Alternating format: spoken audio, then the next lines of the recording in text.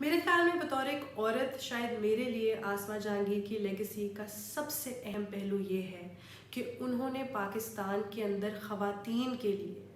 Barriers توڑے، stereotypes توڑے اور خاتون ہونے کا جو مطلب ہے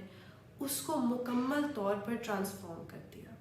اور جب ان کے پاس یہ طاقت آئی تو انہوں نے یہی طاقت اپنے لیے نہیں بلکہ اور خواتین کو خود مختار کرنے کے لیے استعمال کی۔ انہوں نے یہ دکھایا کہ خاتون کی جگہ صرف گھر کے اندر نہیں بلکہ وکالت میں بھی ہے،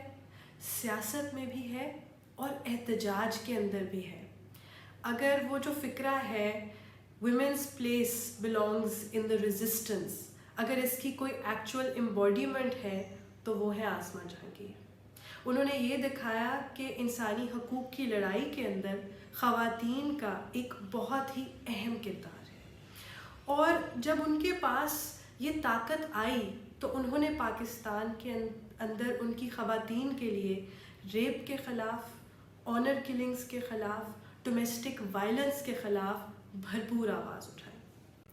انہوں نے نہ صرف پاکستان کے اندر خواتین کے حقوق کے لیے ایک طویل لڑائی لڑی بلکہ اپنے پیشے کے اندر، وکالت کے اندر خواتین کے مستقبل کو ہی کمپلیٹلی ٹرانسفارم کر دیا۔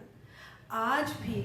جب کوئی خاتون وکیل ایک کورٹ روم کے اندر جا رہی ہوتی ہے، ایک ایسا کورٹ روم جہاں پر صرف مرد ہوتے ہیں، جہاں پر ہراسمنٹ ہوتی ہے، جہاں آج بھی خواتین کو انکمفرٹیبل فیل کرایا جاتا ہے، تو وہ اپنے دل میں یہ سوچتی ہے کہ تھینک گاڈ فار آسما جہانگیر، اور یہ سوچ کے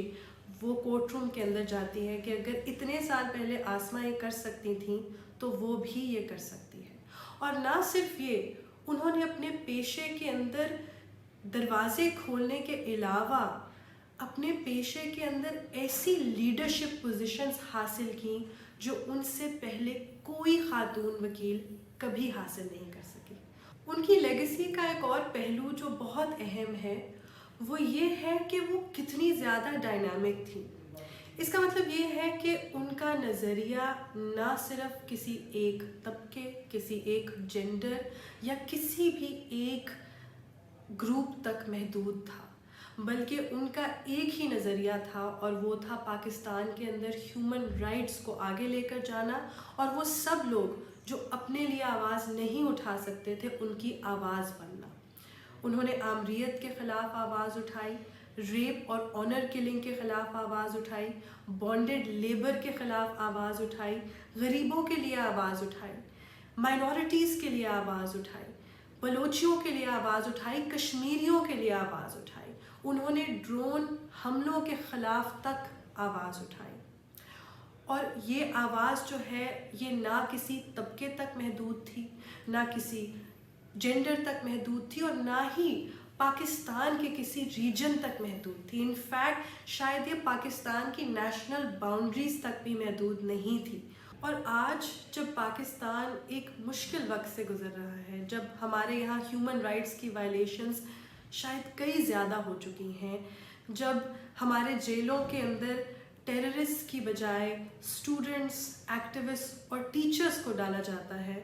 تو شاید آج ان کے جیسی ایک بہادر اور دلیر آواز کی کمی پہلے سے بھی زیادہ محسوس ہو رہی ہے۔ لیکن شاید ان کی لیگیسی کا گفٹ ہمارے پاس یہی ہے، شاید وہ ہمارے لیے اتنی نالج، اتنا پرسپیکٹیو اور اتنا پیار چھوڑ کے گئی ہیں کہ اس مشکل وقت کے اندر وہ سب لوگ جو ہیومن رائٹس کے لیے لڑنا چاہتے ہیں اور جو انسانی حقوق کی بالادستی چاہتے ہیں، وہ اس ڈارک ٹائم کے اندر ان کے لیے بھی ایک امید کی کرن کی طرح ہے۔